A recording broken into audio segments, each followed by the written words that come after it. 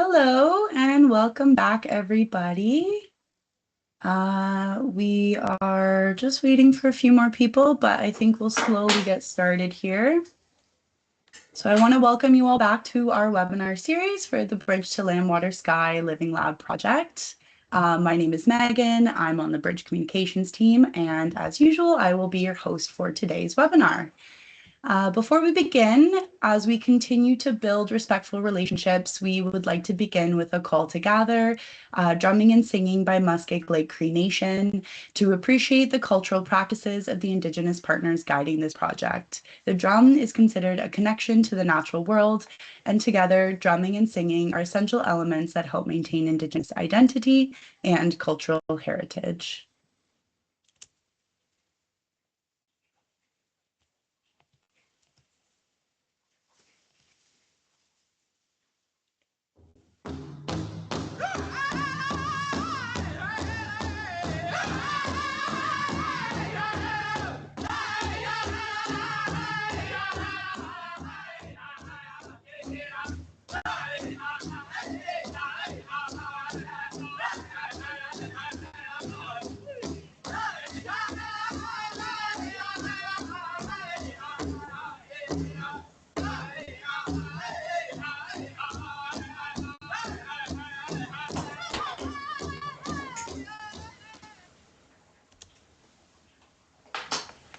All right, just a quick protocol. So this webinar is being recorded and will be posted to the Bridge to Land, Water, Sky YouTube channel after the webinar is done. So if you miss any part of it today, we will have that available sometime next week. There are closed captions available on your toolbar. And feel free to enter any questions throughout the presentation, either in the chat or the Q&A, but we will have a dedicated question and answer period at the end that we will address with Mohammad. All right, I think that's everything for the protocol. So in today's webinar, Optimizing Cropping Strategies for Ecological and Economic Resilience, Dr. Mohammad Khakbazan will discuss how diversified cropping systems, specifically crop rotations, can be alternatives to conventional cropping to reduce the environmental impact of farming while being economically competitive with conventional systems. He will be sharing insights from multiple site year data to compare the performance of diversified and conventional cropping systems. Mohammad is a research scientist with Agriculture and Agri-Food Canada, based out of Brandon, Manitoba. His research focuses on the effects of technologies and management practices that affect agriculture and crop production. Currently, he leads and collaborates on over 10 AFC and industry cluster-funded projects. He has published more than 70 papers in peer-reviewed journals and has articles featured in many farm media and agriculture industry publications. And now, without further ado, I would love to give a warm welcome to Mohammad. Thank you, Megan. I appreciate the introduction. I'll talk about some of the work that I have done in the past. So let me just share my screen first. That's good. So yeah, I start with outlining what I'm going to discuss today. First, cost of greenhouse gas emission. Is focusing on nitrogen use. I'll give you an example of canola and wheat, and then talk about the economic issue regarding the use of N fertilizer and the optimal rate of N, and then how crop rotation system and intercropping could affect N management.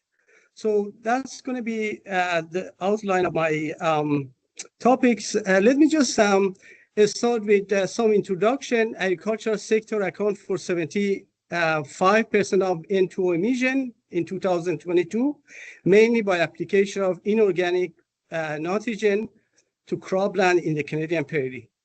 Since 2005, N application has increased by 89%, while N2O emission increased by 92%. So of course, increase in crop yield as a result of increasing in application resulted some more into emission. So let me refer you to a study done by National Farmer Union. So in this study, you can, if you type in Google the title of this paper done by National Farmer Union is called Agricultural Greenhouse Gas Emission in Canada, a new comprehensive assessment. And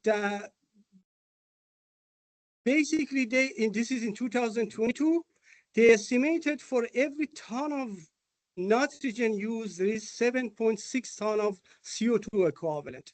So that is for each ton of nitrogen, there is 7.6 ton of CO2 equivalent.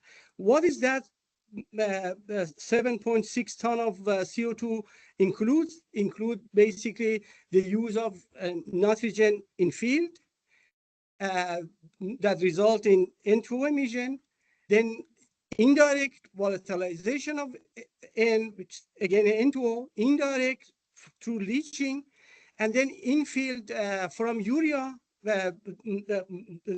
cause CO2 emission, and then production of nitrogen. So when we basically try to Awesome. sorry about that. Okay, that's good. No worries. So I started with outlining of my presentation, cost of greenhouse gas emission, basic nitrogen. And I'll give you example of wheat canola, economic issue regarding the end use, and then optimal N, and what management and through crop rotation and intercropping can be done to basically to reduce end use. So, and then I started with this introduction. 75% of emission is N2O emission in 2022, and nitrogen is the main source of that emission. We use more nitrogen to improve crop yield, of course, but while we are increasing nitrogen use, N2O emission also increased by 92%. Okay, so let me continue in this study that I refer to. It's called National Farm Union. In 2022, they estimated for every ton of nitrogen, there is 7.6 ton. For every ton of nitrogen used in agriculture, there is 7.6 ton of CO2 equivalent. So that 7.6 ton include everything from the time that try to basically manufacture nitrogen, and then the CO2 used, the energy CO2 that used to manufacture nitrogen, and then transportation, and then application, indirect CO2, N2O emission, direct N2O emission, everything is 7.7 for every ton of nitrogen, 7.6 ton of. So what it means really, what it means. Here is the example of wheat canola that I said I'll give you an example. In Manitoba, 2000, I look at the crop insurance data, and we can do the same thing for Saskatchewan. So N use in per hectare in Manitoba for canola was 105 kilogram, 105 pounds per acre or 118 kilogram per hectare. So in the parentheses is I provided 2 units, imperial and for wheat, 95 pounds per acre use or 107 kilogram per hectare. So if I use that 7.6 CO2 equivalent for every ton of nitrogen used in agriculture, and I use $80, that is what we paid in 2024 in gas pump for the CO2 carbon price, so $80 per ton. So if I use these two numbers, so basically it costs society $72 for per hectare for canola and $65 almost for wheat. If I expand this one to acreage in Saskatchewan for canola. At the bottom of this table, you see that the acreage in canola and wheat acreage in 2025 in Saskatchewan was almost 5 million ton, and in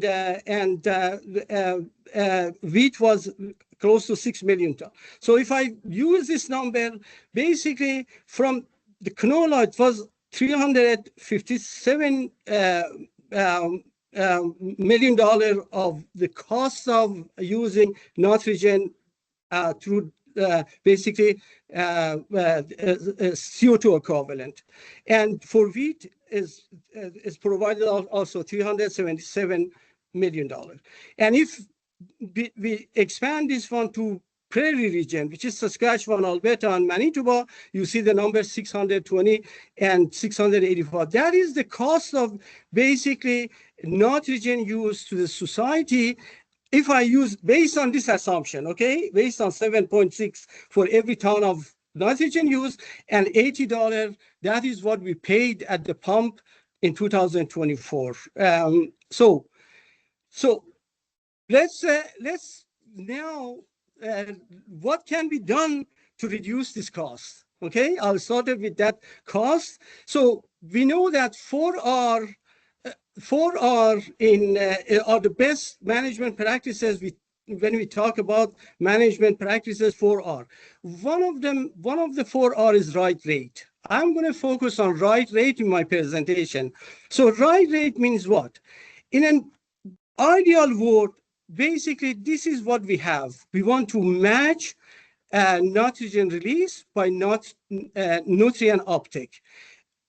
If we start of the season, if we apply every inch of nitrogen or nutrient and try to match it perfectly with crop uptake, basically that's the ideal world. There's no any loss.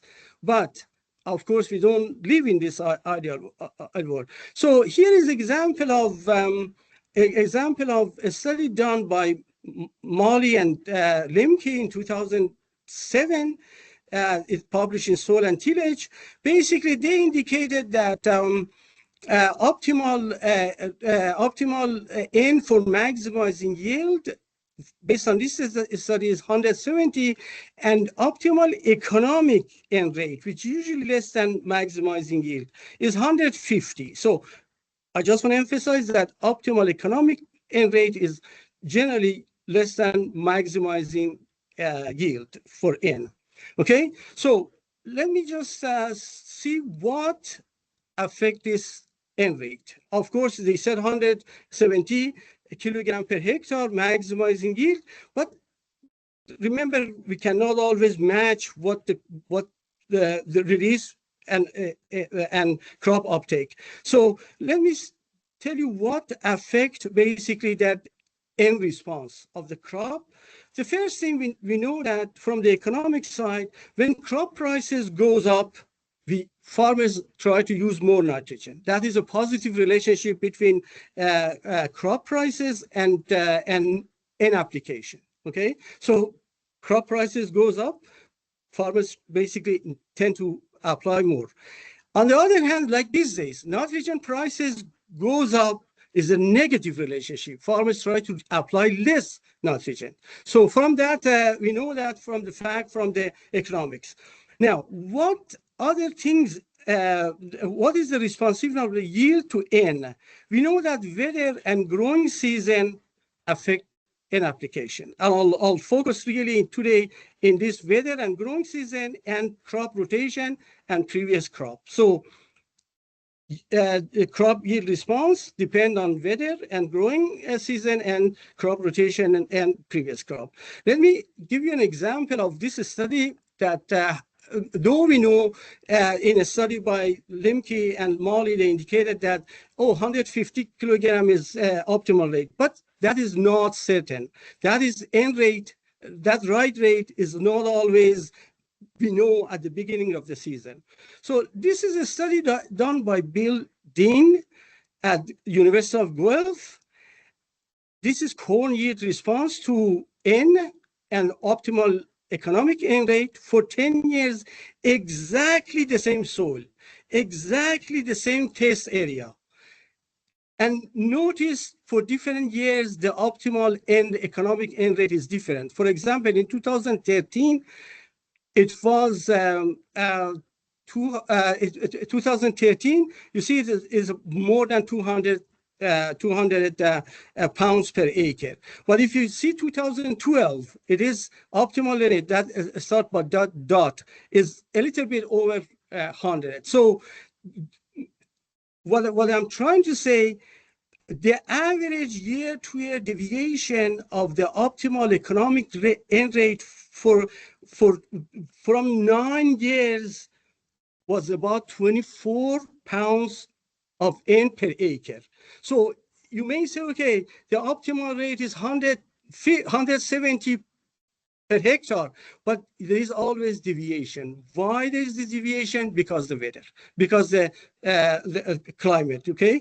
It's exactly the same soil, exactly the same test area, exactly the same crop, but you see that there is deviation. So what I'm trying to say, one way to reduce nitrogen use is, and remember this optimal rate is very plateau. You see, at optimal rate for all of these graphs, there is always a plateau. What economic says is if you deviate a little bit, like 24 pounds around the optimal, it may be economically you a little bit lose, you a little bit gain, but it's not that much because it's very plateau at that point. So, and you see there is always deviation around the optimal economic end rate. So basically, what I'm trying to say or recommend is a little bit deviation from the optimal economic end rate. It may not impact that much of your bottom line. So, of course, farmers tend to not to follow that what I presented in previous slide. There are a number of reasons, like over application pays off. Benefit of higher yield in good growing season is greater than the cost of over application in the other years. And time pressure, there is no time for doing precision, and intrinsic value of a good looking crop, you know, when your neighbors see all the nice green crop versus a yellowish, a little bit yellowish, you know. So there are reasons farmers try to, of course, apply a different rate than what. So this is what I focus on first. The first part, basically, climate could impact the optimal economic end rate. A little bit deviation, a little bit changing the rate of that 4R, rate of N may not impact that much your bottom line. So that's one way to reduce nitrogen. So now let me go to the second part of what impact N response is basically crop rotation and preceding crop. So let me, I'm going to discuss two studies that we have done. The first study is called Integrated Agronomy study. We had done in 7 sites. So the site is here, Swift, Scott, Melford, Lethbridge, Lacombe, Beaver Lodge, and Brandon. Actually, we did it also in Carmen. So the goal, of course, was to see what rotation, to compare different rotation, and what rotation basically provide the highest profit.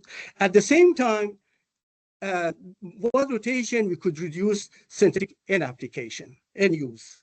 And also in terms of the energy use efficiency, which one is more efficient in terms of energy efficiency? I mean, energy efficiency, the energy, basically farmers use fuel, nitrogen, all those energy to produce the crop. So the crop content, the energy content in the crop is energy output, and the energy input is those fuel energy. So we did energy use efficiency. I'll show you result, and also a greenhouse gas emission for this study. I'm going to show you how the crop rotation impact economics and the diversified crop rotation. So 7 site or 8 site, these are the rotation we had. We had a high risk system, basically high risk system, if a crop was not basically used in a region, we try to introduce a new crop like soybean, like corn in Saskatoon. Okay, so in one of the side is a new crop, an emerging crop in the new in a common crop rotation, and we call it high risk because it could be high risk, high rewarding cropping rotation. And then we had market-driven system. Market-driven system, basically, farmers in January, they basically analyze the expected price in next season. What's going to be the best crop to grow next summer? Okay, so they decide based on expected net return or price of expected price in summer. So they grow, if more canola, they grow more canola in the rotation. And then soil health, basically, we had 1 year of green manure in the system. In pulse or oilseed intensified system is basically, if it was north of prairie, more canola in the rotation. And if the south, more pulse crop in the rotation. And then diversified, every year a different crop. Okay, and finally a rotation that is common to that region, to that area, to that. So these are the 6. You see that there are 6 different rotation at 7 to 8 side, and we did it based on 2020. This is study on 2018 to 2022, five side, and I don't think I explained only the rotation. I don't need to explain each rotation individually. Just keep in mind the concept, the philosophy of each rotation. So I'm going to show you as system indicators, the net economic return, basically profitability, and I'm going to show you nitrogen use of each and cost of each rotation, and then energy use efficiency, basically the energy output to energy input ratio. The higher, the better, basically with less energy input use, if you can produce more energy output. Basic energy output is the energy content in the yield of crop. And greenhouse gas emission, how much basically CO2 emitted under each of the rotation. Okay, so you see that I have a multiple indicator to compare rotation. So this is the rotation. I have done it based on price, input and output price, 2012 to 2023, so a 12-year average input out prices, and also based on the latest crop prices, input output costs. Because if I use only 1 year, it not be indicated of the economic trend. Is 1 year a crop may be higher, input may be higher, input may be. So I did it based on 12 years, and based on also a latest 2022 and 2003. So you notice here that I present this one for 4 locations, because in this 4 location, Beaver Lodge, Lacombe, Melford, and Scott, crop phases and crop in those rotation were very much the same. Control in all crop phases in control, all were the same in this 4. So you notice that location by location, profitability is different. In Beaver Lodge, for example, Diversified had the highest net return. In Lacombe, Intensified, Diversified, and market-driven all statistically provided the same profitability. And if you go to Melford, generally all except soil health enhanced rotation, they are the same except that one. Then the reason soil health is almost every time is lowest, because there is 1 year of green manure that is no crop revenue for that year. So basically we lose 1 year of thing. Though we build soil health by incorporating green manure, but because we lose 1 year of revenue, and you notice that the soil health is not doing economically well compared to other. Scott market-driven is the best. You see that statistically, market-driven is best. And when we go across four sides, let's say if we combine all these four sides, you notice that market-driven is the best economically when we combine them. As you notice, of course, location by location is different. This is based on 12 years average input. If I use the latest year, basically 1 year input prices and output prices, is result pretty much the same. Is again, diversified is based in beaver lodge and in Locom. Now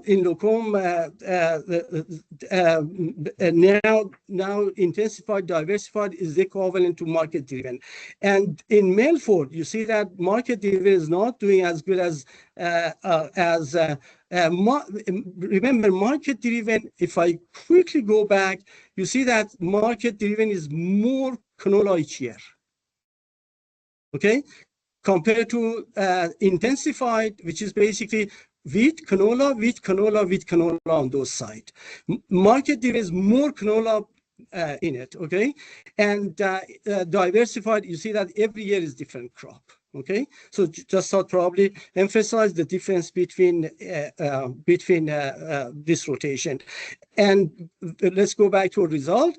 And when I use basically only 1 year, the latest input-output prices, which is prices were higher, crop prices were higher, fertilizer prices were higher. So you notice that now with market derivatives, not the only one that generate the highest. Intensified and diversified doing similar to market driven. And what happened if, like right now, you notice fertilizer prices is really high. What happened if fertilizers goes up? Like, so this is a scenario we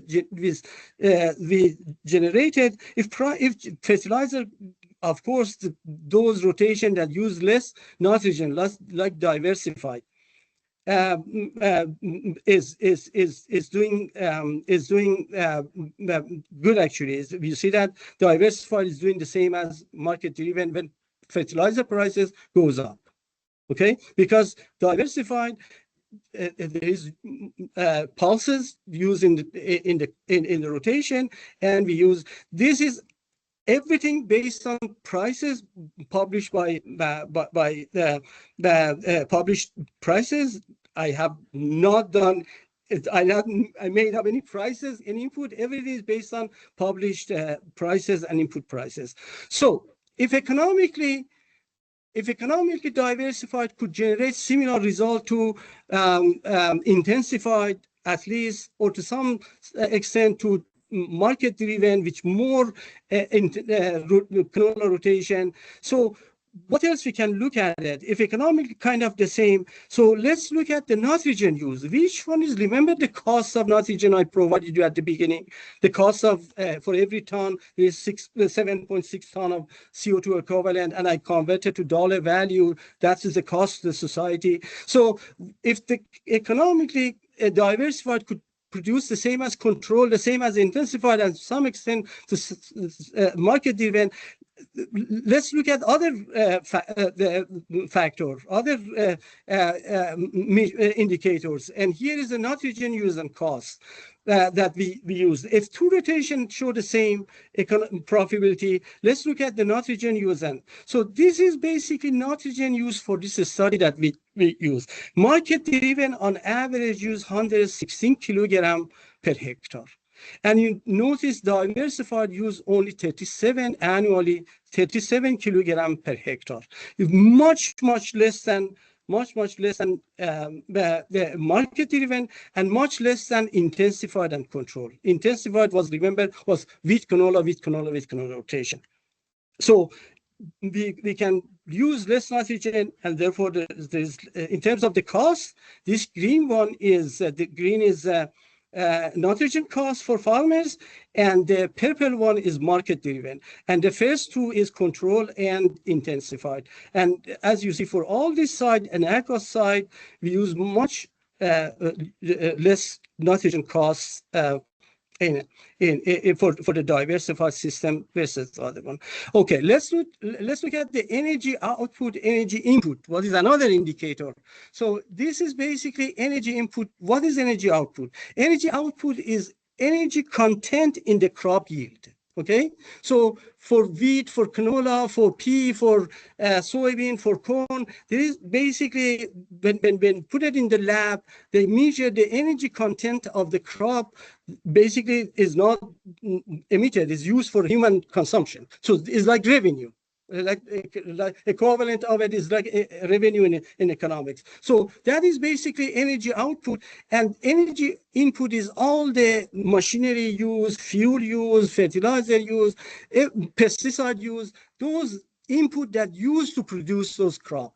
So energy output to energy input ratio, the higher this ratio, the better is a basic farmer able to use less energy to produce more energy content in the crop. So the higher the better. As you notice here, diversified system energy output to energy ratio is 11.5 almost, compared to market driven and intensified and control. So basically, diversified also provided higher energy efficiency at the farm level.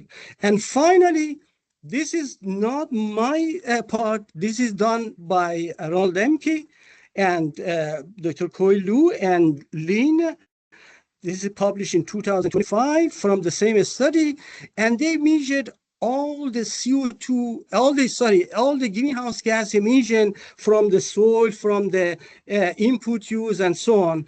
And this basically, as you look at this one, this is just published in 2025 from the same study. You notice that diversified is producing less CO2 greenhouse gas emission compared to control, and compared to intensified, and compared to market driven. This is, you can refer to this study published in 2025. Okay, from the same study. So I presented economics, I presented nitrogen use, nitrogen cost, and compare different rotation for this study. So for this, I'm going to move on to another study quickly. So diversified rotation receive only half of the nitrogen fertilizer and produce comparable net revenue to the intensified and controlled rotation, which had a more frequency of canola wheat. And diversified system improve energy use efficiency and reduce greenhouse gas emission. Now, let me go to another study. This is similar to previous study, but this one, the previous study, Dr. Koi Lu led that study, and it's continuing for another 4 years. This study that I'm going to present, this is a study led by Dr. Mervyn St. Louis, and I was participating in this study. So in this study, again, we had 5 years of experiment. We had 14 different rotations at four basically location. So of this, I basically combined this 14 rotation for the sake of time. I'll combine this 14 rotation to kind of 4 categories, or actually 5 categories. One is continuous wheat, is like control, and then another rotation is continuous wheat, but we have 1 year of chemical fallow in it, and then rotation 3 and 4, which is basically we substitute wheat in here with canola, and this wheat by pulse crop. Pulse crop was either field pea or lentil. Okay, so it just basically, you see that we're replacing 2 in this continuous wheat, 2 crop with canola wheat, and then we did another group. Basically, we added, we call it promising oilseed. What is promising oilseed? Promising oilseed was industrial mustard, oriental mustard, and yellow mustard, and camelina into the rotation. So more kind of a specialty crop in the rotation, plus pulse crop. You see that pulse crop in the rotation. So if I just summarize that 14 different rotation to that 5 categories. Basically, I want to show you here is the economic result, what we found, and it is published in Canadian Journal of Plant Science. This one, and Mervyn also published just a month ago in the agronomy journal, the agronomy side of this study. And you again notice here, so basically blue is continuous feed, red kind of red is continuous feed, but 1 year of chemical fallow, and then gray one is canola added and pulse crop to that continuous feed, and then a specialty crop.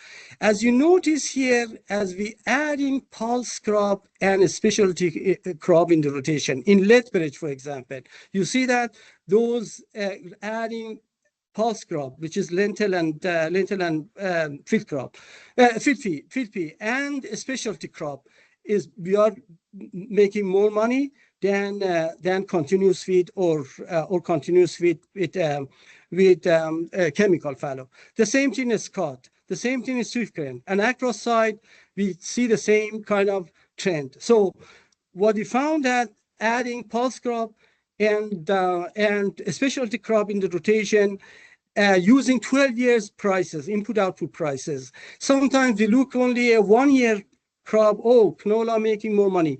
But as you see, when we use 12 years input-output prices, there is not much really gaining by the continuous crop. And here, the same study, now we calculated energy use. You see that when we adding nitrogen, when we adding pulse crop in the rotation, we reduce, when we added chemical fallow, we reduce it a little bit. And then when we added when we added pulse crop, we reduced it by 15%. And then when we added a specialty crop and pulse crop, we reduced it by 30%. So we can reduce nitrogen basically use on cost by adding more, and economically we didn't lose that much, you know. So the conclusion of this study was continuous wheat, of course, didn't perform very poorly in this study. Chemical fallow improved productivity, but the problem is because, again, we lose 1 year of revenue, the additional yield because of chemical fallow not enough to translate enough profitability to make for the loss of that year of income. So the most profitable rotation contained pulse crop and 1 or 2 specialty crop rotation, and we were able to reduce nitrogen by 30% by adding. So that is, let me, in few more minutes, maybe 5 minutes, let me touch on another study that we done in intercropping, because some of the farmers may be interested in intercropping in our living lab. So this is called legume-based intercropping. So this is a study done by Dr. Koilu, and again, I was participating in this study. So we had pea oat, 25% nitrogen applied on oat. Okay, first of all, we had a, I'll get to the next slide. Let me just go with pictures. So pea oat, basically growing together, seeded together and harvested together. Of course, there is a challenging with harvesting 2 crops together, especially if seed size is the same. But we counted all those additional costs of separating the seed at the harvesting. So this is another one. Pea canola together, 25% nitrogen. Okay, this is a picture of that study. This is pea oat, 50% nitrogen, and pea canola, 50% nitrogen. Again, it is 50% not on pulse crop, only applied to grain crop, which is canola, or to oat. So assess economic return of different intercropping and evaluate fertilizer rate application, whether it makes sense to add really fertilizer into, if you have legume-based intercropping, whether it makes sense to add So we had, this is the scenario we had. So pea canola, pea oat, I already mentioned, we had 0 nitrogen on grain pod, not on pulse, 25% and 50% of the recommended rate of the monocropping, okay? And we compared this one with monocropping. We had also monocropping. Here's the result for Swift Current, okay? This is the location was Swift Current. So first of all, I want to, this is 2000, we did it for 2 years, 2021, 2022. And so first of all, I want to show you from this table that in pea oat, from here to here, you see that there is no point to add nitrogen. If you have legume-based intercropping, there is no point to add nitrogen because you don't make any more revenue. Okay, the same thing for pea oat. You know, from 0 to 50% of N on oat. So there is statistically all the same. There is no point to add. The same thing in here. You see that there is all the same statistically. All the same. So if you have legume-based intercropping, there is no point to add nitrogen. So you can save nitrogen by not applying any nitrogen. Now let's compare monocropping with intercropping. In 2021, it was very dry year. Maybe all of you experienced 2001 is very dry year.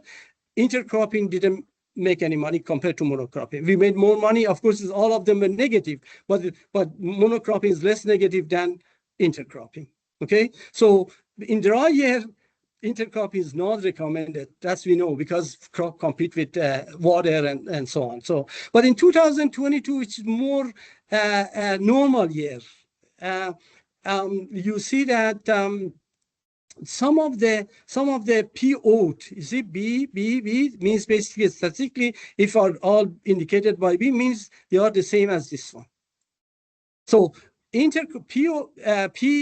oat intercropping is the same as pea monocropping and canola cropping, but oat monocropping was best compared to intercropping. Okay, and in 2020, sorry, in Melfort, okay, which is a different soil zone, a black soil zone. And in 2021, kind of the same story. First of all, no point to apply nitrogen when you have intercropping, legume-based intercropping. You see, they're all indicated by D means statistically the same. And here B means statistically the same. No point, and the same thing here, and the same thing here. So there is no point to apply nitrogen in legume-based intercropping. And again, kind of the similar story we found. We found that oat monocropping was best in 2021, a dry year, and in here, canola did best in terms of, but statistically, though the highest, but statistically, all the same because of variability of net return. Okay, so we did also intercropping in a few other locations. This is we did faba bean, malt barley, and malt barley pea intercropping, and malt barley monocropping, faba bean intercropping, and this is a Swift Current. This is a separate study, and notice that faba bean, malt barley is doing a statistic the same as monocropping malt barley, but is better than faba bean monocropping. And malt barley pea is doing a statistically the same as monocropping malt barley, but different than pea alone. Okay, so and this one is Carmen. We had corn soybean intercropping and pea canola. So this intercropping compared to corn did worse, but did the same as monocropping soybean. And pea canola did the same as this better than canola alone for some reason. So in conclusion of this study, this intercropping economic performance varied by location, while pea canola and PO did pool in semi-arid swift-current intercropping generally match or outperform monocropping and maintain, or at least maintain, income stability. Applying N fertilizer to legume-based intercropping added no additional net revenue, allowing for saving of 80% reduction of nitrogen use compared to monocropping. So if you plan to do monocropping, intercropping in your farming, we recommend not to use nitrogen on the grain crop side of it, because you can save 80% nitrogen, or you can use almost $132 saving of nitrogen. So overall, intercropping improve resource efficiency, income stability, and so this study, I showed you first all the collaborators in my first slide. A lot of people contributed to these 3 studies. So and funding, a lot of organization funded these 3 studies, and I acknowledge all of the contributors and all of the funding agencies. Thank you. Thank you so much, Mohammad. That was a very informative presentation. I especially liked the comparison charts. Those were a really cool visual to see. So we do have one more quick survey just before we answer some questions. So there is a QR code on the screen here, and we can also add the link in the chat as well. Let me just throw that in there. And you should be able to access it either in the chat or through the QR code there on the screen. And just in a little bit, we will begin if we have any questions for you, Mohammad. I'm also just going to mention we have another webinar next week. That will be March 31st, so Tuesday at 1:30, and that will be diving into cover cropping a little bit more.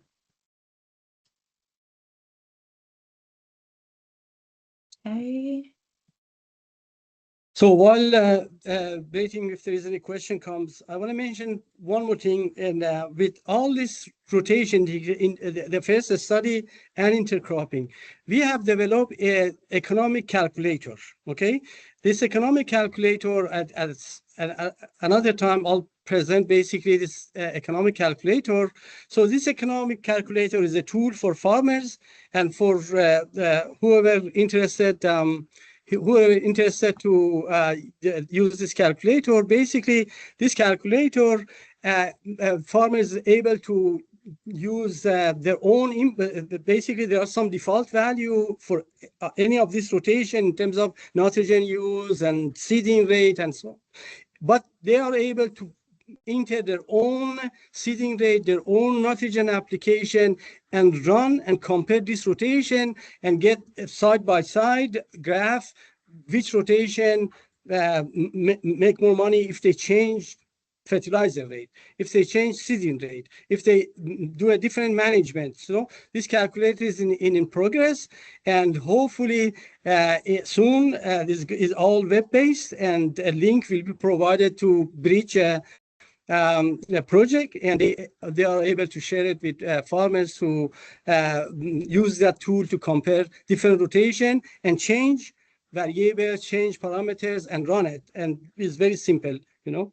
Yeah, nice. I'll probably mention that one. Okay. Yeah, so no, that's great. Okay. I think we can get into, we have a few questions here from Jen. So if anyone's still doing the survey, no worries, but we will start answering some questions here. So Jen asks, some producers choose to add a pulse crop into the rotation for the following spring based on pulse prices in the fall, i.e. they decide over the winter to add a pulse for the coming spring. But your research shows that more diversified rotations offer the highest net return after a 5 or 6 year crop cycle. So for a farmer starting out in year 1, is it best to just plan a 5-year crop rotation and stick with it, despite what the markets do in that 5-year time frame? Yeah, I guess if they look only 1 year the price may change a little bit, they may gain, they may a little bit lose. But this study, as I showed you, I use the rotation, the 4-year rotation study. And we use the latest prices, and we use the 12-year input output prices. Okay, and we compare them based on what we the use, and that was the result.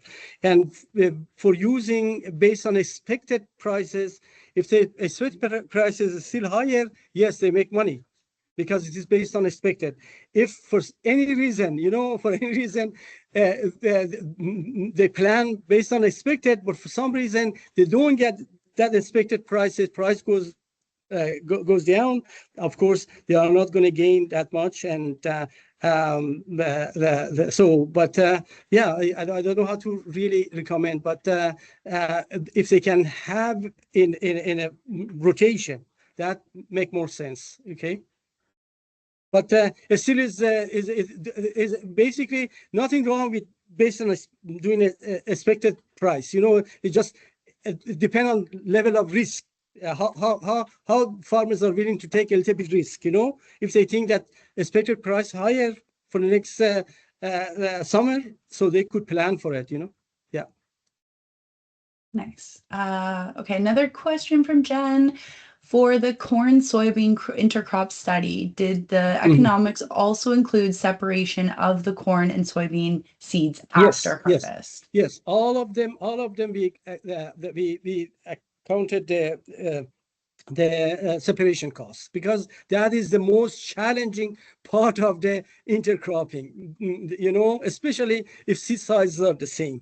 So I think, if I remember correctly, between 5 to 10 cents per kilogram, we assume. I have to go back to the paper, but we assume basically look at the literature. There was a study done in US, a similar study for different intercropping, and I think we assume anywhere between 5 to 10 cents per kilogram of separation. But don't exactly quote me. I have it in the paper. It's based on a study done in the literature in another part of the world, in US.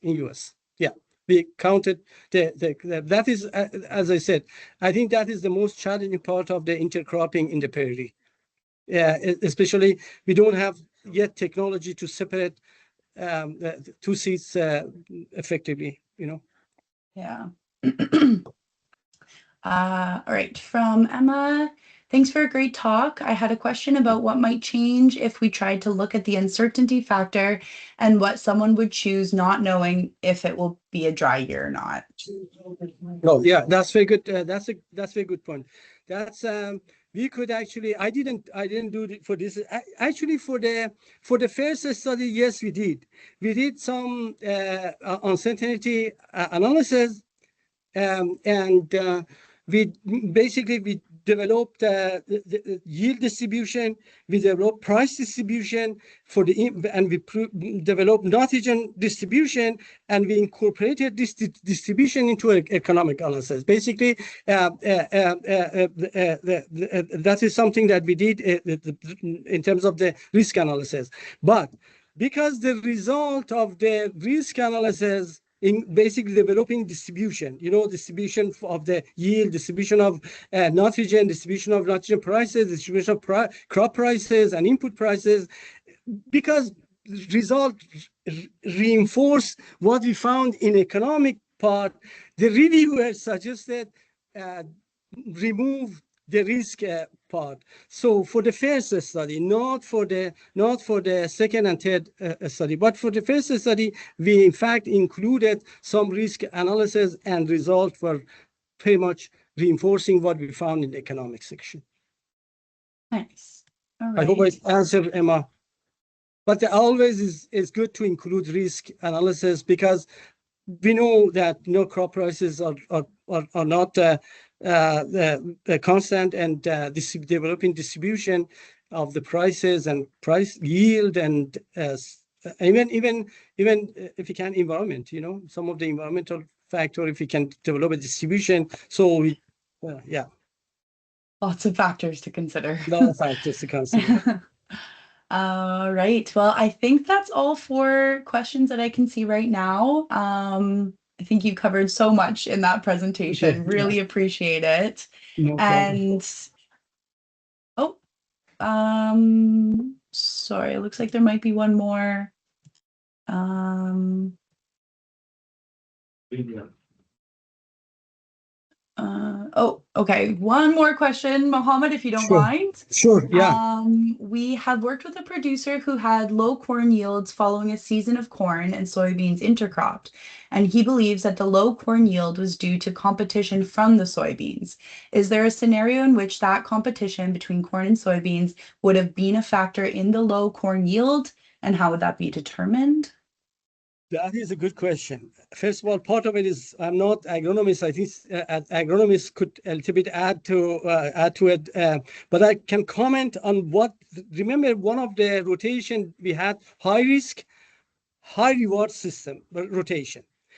High reward and high risk rotation was the one that we introduced soybean and corn into region that was not commonly grown. I have to say that for those the soybean and corn did poorly for all those regions, though introduced this as a new crop to those regions. So especially because the new variety of the corn, new cultivar, short season soybean, and is basically the hope to grow soybean, expand region from Ontario to east of Manitoba to more west of Manitoba and Saskatchewan and Alberta. But I have to say that corn, soybean in those rotation on those high reward system, the only rotation that soybean and corn did really good was in Carmel, which is basically is commonly grown. In fact, soybean and corn for many years in Red River Valley, basically. But soybean did not and corn did not perform well in the other side and cause basically that rotation not performing well. So that is based on the observation from the, now there are some aspect of the agronomic which is beyond my expertise, and I hope get advice from an agronomist. Mhm. All right. Okay, well, thank you so much. If there are any other questions, or if you're interested in any other resources, any of the articles or anything like that that Mohammed has, feel free to reach out to the Bridge email and we can get you in contact with him or send some resources your way. But I think otherwise that's it for today. We are pretty much right on time, so that's Thank you. perfect. All Thank right. you. Have a Thank great you. day, Yeah. everybody. Bye, Mohammed. Bye.